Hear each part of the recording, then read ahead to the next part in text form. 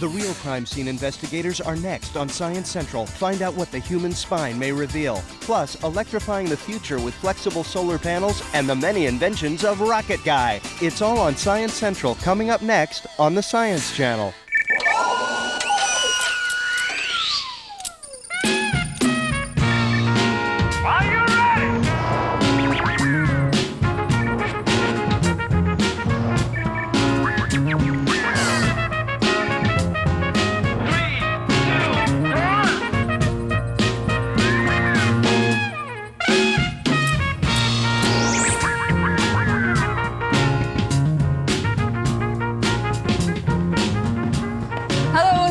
Science Central, I'm Natasha Stillwell. I'm Jay Ingram. On the program today, a revolutionary new tool for pinpointing time of death.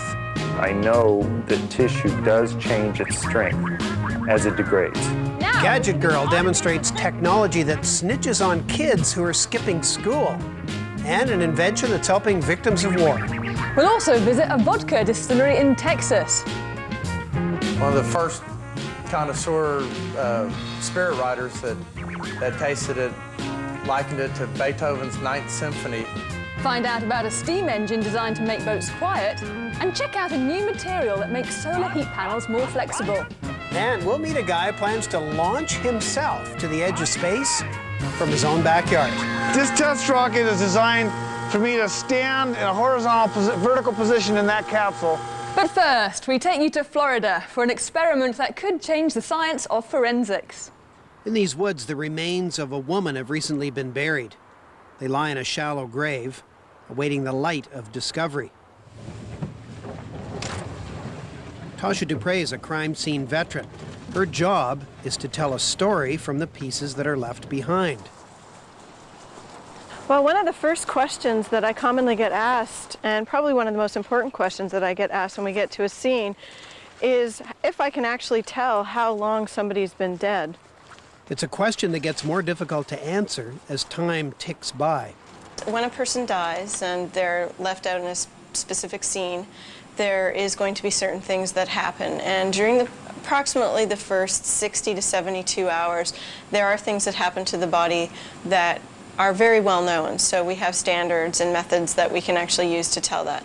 But once we get past that 72-hour point until complete skeletonization, there is really no methods or techniques that we can use to tell how long that person has been there. After the soft tissue decomposes and the flies have flown away, the mystery begins. But today's crime scene needs no Sherlock Holmes. Dupre knows how her victim died and who buried her. It was these students. It's all part of an ongoing study at the University of Central Florida. So when we go into the field, what we're actually going to bury then is going to be 2 segments together like this, or would we consider putting 3 in and then having Sean and Jen have to remove one of those? An unusual team, an anatomist, a mechanical engineer, and a forensic anthropologist hope to do something that's never been done before. To give forensic scientists a revolutionary new tool for pinpointing time since death.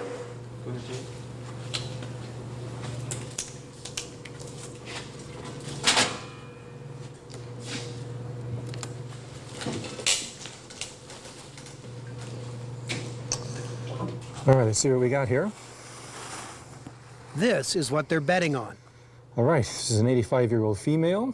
The human spine. In excellent condition. Minimum of scoliosis, normal curvatures in the spine.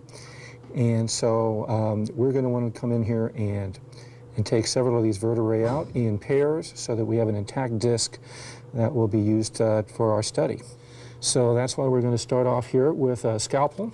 This spine was donated for scientific study. Its donor died of natural causes 2 days earlier. The scientists are focusing on a very tiny piece of it, the disc that lies between each vertebra. the intervertebral discs are protected here, and they lie between bones, and they have a lot of dense protein surrounding them, and so it takes longer for them to erode. And so these are left behind for at least a couple of months longer than the soft tissues. Before, we're just left with bones. And so that's what's of interest to us, is monitoring at what rate these tissues degrade as compared to the bones and the softer tissues surrounded here. The intervertebral disc is one of the last tissues remaining at most crime scenes. This team is gambling that it's the body's hidden time capsule. Got it? Got it.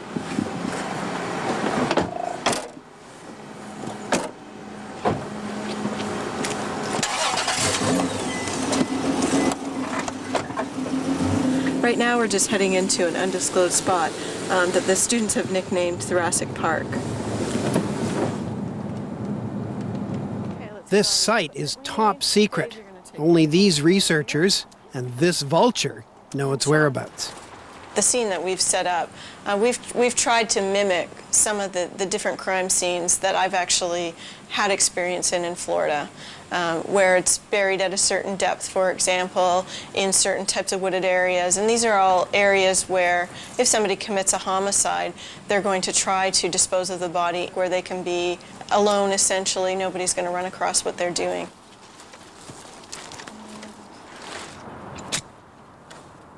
Okay, we've got the samples. So what we're going to do then is we're going to put lumbar 3-4 in this first hole here. We'll put 1-2 here, and thoracic 11 and 12 in this hole. Unlike a crime scene, this is a controlled site. Students record rainfall, humidity, and soil moisture. But in a couple of days, their job will be much less pleasant. There it is. Okay, yeah, we smell that one. Oh, yeah. So we're at about 9 days after our initial burial with this sample here. This is the 11th and 12th thoracic vertebra. They dig up sections of the spine every 3 days. What we're going to do is take the saw and trim off all the tissue so that just the bone and the disc are left.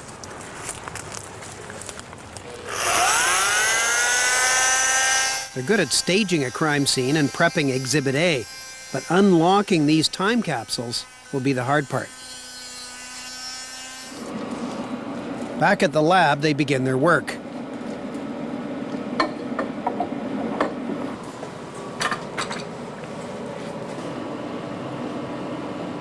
It looks good, looks centered.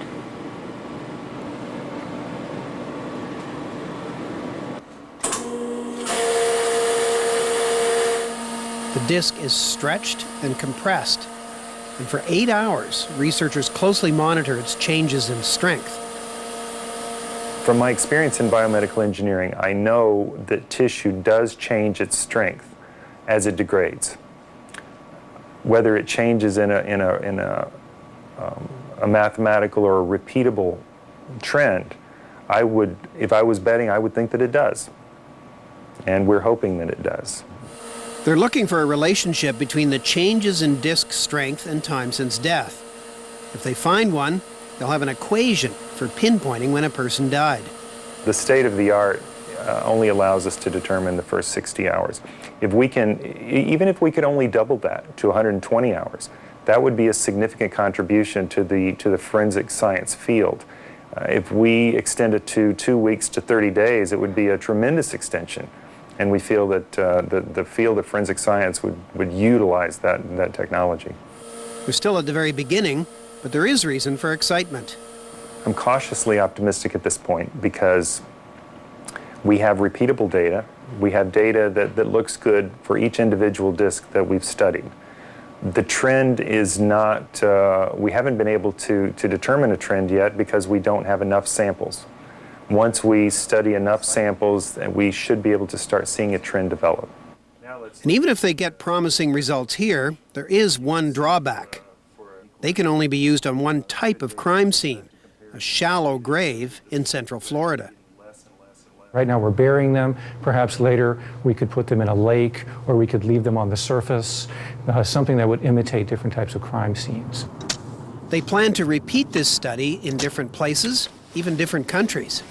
Ultimately, the information that we're gathering through this study will have applications potentially all over North America and even all over the world. And definitely, if we can generate enough data behind this through our study now and an extensive study, we should be able to provide information that can be used in a court of law to back up statements about time since death. And that's where the information is going to be really important for establishing or disproving alibis. The implications are big, but it still comes back to the personal. It's important to know when someone died, because every person has a story to tell. Even in death, they have a story to tell. And this is one part of that story. It may indicate who may have killed him. It would indicate how they were killed.